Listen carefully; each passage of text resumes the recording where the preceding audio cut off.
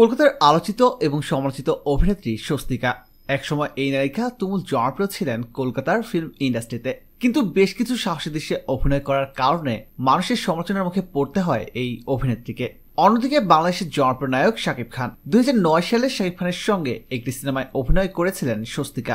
2009 সালে মুক্তি পায় বাংলাদেশ ভারত যৌথ প্রযোজনায় নির্মিত এফআই মানিকের পরিচালনায় সবার উপরে প্রেম ছবিটি। এই ছবিটি সেই সময় ভারতে মুক্তি পায় আমার ভাই আমার বোন নামে।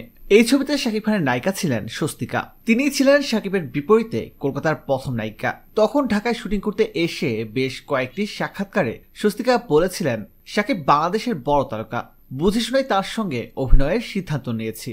অন্যদিকে সম্প্রতি স্বস্তিকা আবারও শাকিব খান সম্পর্কে মন্তব্য করেছেন। শাকিব খান সম্পর্কে স্বস্তিকা বলেন, এখন শাকিব খান কলকাতাতেও তুমুল জনপ্রিয়।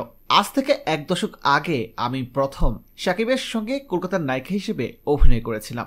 কলকাতায় শাকিবের এত জনপ্রিয়তা দেখে আমার খুব ভালো লাগছে। তো বন্ধুরা, স্বস্তিকার এই মন্তব্য সম্পর্কে আপনার কি মতামত কমেন্ট করে জানিয়ে দিন।